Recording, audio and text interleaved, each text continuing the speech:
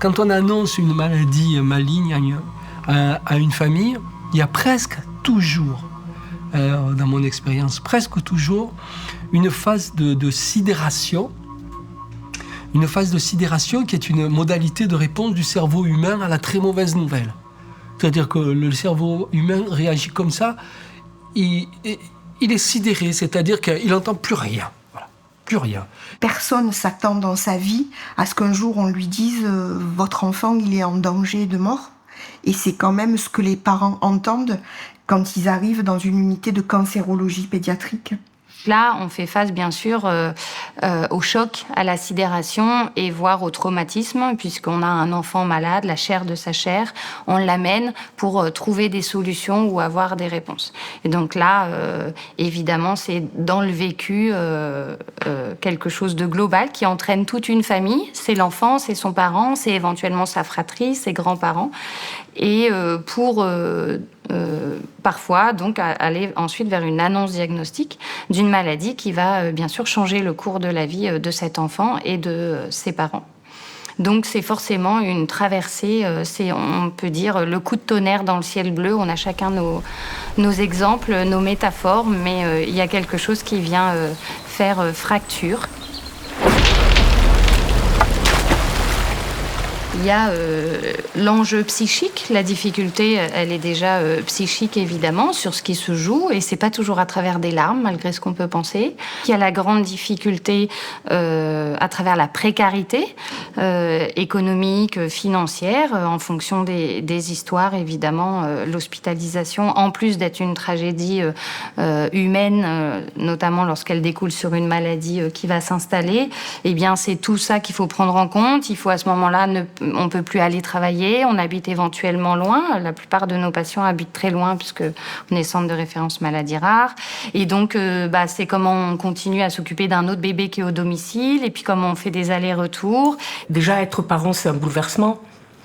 De savoir que l'enfant a des problèmes de santé, qui vont nécessiter un maintien à l'hôpital, suivant les caractéristiques des familles aussi, ça peut être très compliqué. Retrouver l'estime de soi. Ce sont des familles qui souvent ont perdu cette estime de soi. De retrouver de l'énergie avec l'aide de ces associations, l'énergie pour pouvoir se dire « Ah ben, je vais y arriver. Malgré mes difficultés, je vais y arriver. » Voilà, l'évaluation qu'on va pouvoir faire de la situation nous permet derrière d'organiser des axes d'intervention et des priorités.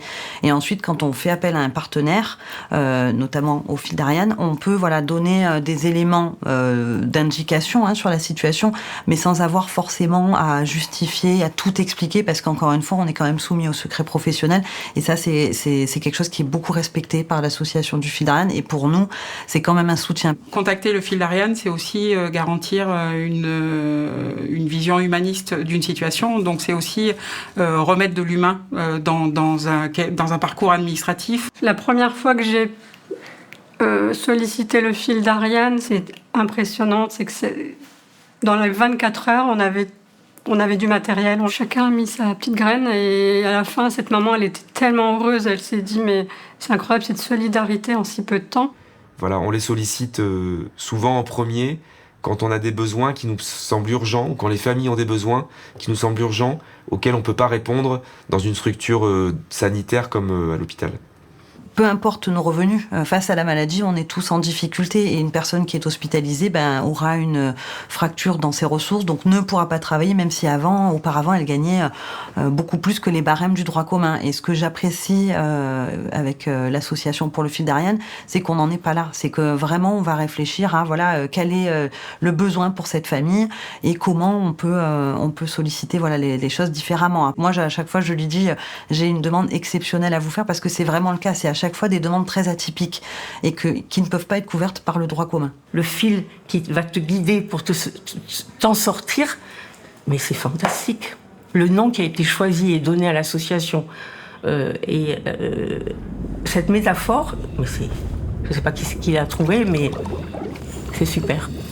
Et je me reconnais et je me dis, tiens, quand tu rencontreras une famille et que tu pourras dire, voilà, j'ai le fil, je peux vous donner un fil qui va vous guider.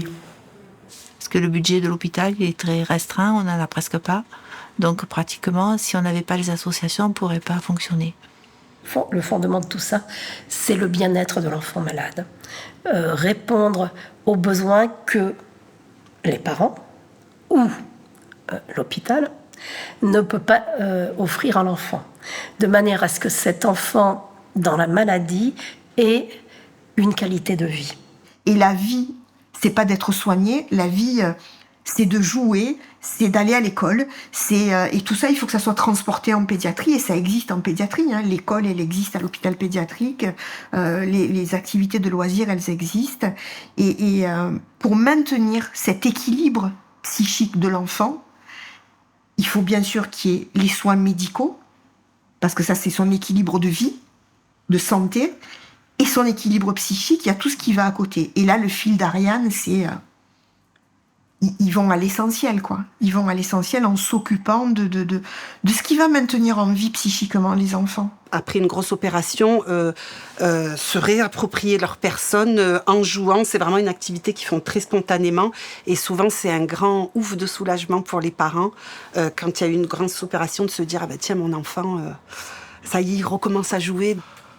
Je crois aussi une des intelligences de l'association Le Fil d'Ariane, c'est de se baser sur les assistantes sociales. Hein. C'est-à-dire que c'est une bonne idée, ça. C'est-à-dire de faire repérer les patients dans un état de plus grande précarité ou vulnérabilité, enfin je ne sais pas ce qu'il faut dire, par les professionnels de terrain. C'est une bonne idée, ça. Et l'assistante sociale, c'est mieux que le docteur, c'est mieux que pour ce genre de choses. Donc, c'est une modalité de fonctionnement que je trouve également très pragmatique et qui garantit une certaine justice dans l'attribution. Des questionnements sur est-ce que ces besoins, ils semblent pertinents. C'est-à-dire que souvent, c'est des besoins qui sont co-validés par les familles et par les soignants que nous sommes, pour dire qu'effectivement, ça semble assez pertinent d'exprimer ses besoins pour le bien de l'enfant, puisqu'on est pédiatre. Et c'est vrai que le fil d'Ariane, tout en étant très à l'écoute des familles, ne va jamais au-delà de ce que les familles peuvent dire de la maladie de leur enfant. Déjà, il y a mon évaluation sociale. Mais si j'ai fait ce métier, c'est que je suis pour la justice sociale et l'équité. Donc, à partir du moment où on a un enfant qui est né prématuré, qui est hospitalisé, on ne l'a pas choisi, c'est un événement qui vous arrive, c'est des fois dramatique. Je ne me pose pas la question de juste ou pas. Généralement, ce n'est pas les familles qui me la demandent, c'est nous qui disons ça existe. Un enfant malade, en danger de mort, on peut partir billet en tête sur des trucs extraordinaires, et en fait, c'est pas adapté. C'est pas adapté, c'est pas à la mesure de ce qui est demandé. Faire du trop, parfois ça soulève plus d'angoisse que ce que ça en résout. Et faire du pas assez, ça répond pas et l'autre est toujours en demande avec le même problème et on le laisse avec son problème. L'idée du fil d'Ariane, c'est d'être au plus juste. Moi, c'est ça que j'ai beaucoup apprécié. Et d'être au plus juste dans la réponse qu'ils ont à la demande qu'on peut leur faire. On voit nous au quotidien, dans le service, avec les familles, et grâce à des associations comme le Fil d'Ariane, et puis grâce à d'autres acteurs, on peut dire que l'entraide existe. Plus que l'entraide, la vie en commun existe et peut faire sens. J'ai peur, autant en tant que professionnel qu'en tant que personne. Parce que je vous dis, je constate depuis plus de 10 ans une montée de la précarité, quoi. On est amené à appeler le 115 pour demander souvent des hébergements d'urgence, mais ils sont saturés. Tout va vers quelque chose qui se dégrade malheureusement du côté de l'humanité et du côté du social. Parce que tout se précipite vers plus de vitesse, vers plus de consommation, vers plus d'individualisme. Je vais être d'un pessimisme terrible. Et évidemment que dans tout ça, on continue quand même à faire de belles rencontres et à avoir de belles histoires. Mais quand on veut avoir une vision globale des choses, c'est difficile d'être optimiste. L'hôpital, pour moi, c'est un microcosme plein d'humanité, plein de valeurs, où on croise différentes cultures, différentes religions, et il n'y a aucune distinction. De toute façon, éthiquement, on ne peut pas faire de distinction. Et déontologiquement non plus. Moi, je suis soignante et j'ai voué mon activité au service public parce que j'y crois dur comme fer, que les valeurs étatiques, elles sont là, éducation, santé, sécurité, c'est ce qu'on doit soutenir et je suis persuadée qu'on peut y croire et je crois en l'être humain et en sa capacité à toujours se souvenir que ensemble on est meilleur, on est plus fort. Donc malgré toutes les difficultés qu'on a et malgré tout ce qu'on entend sur l'hôpital, on essaye de rester optimiste et de garder en tête aussi tout ce qu'on peut faire de bien pour les enfants. Je pense que quand même si on se retourne et qu'on regarde la neurologie pédiatrique il y a 30 ans en arrière, grâce à beaucoup d'acteurs qui sont là depuis bien plus longtemps que moi, on peut dire qu'on a énormément progressé et on espère qu'on va continuer.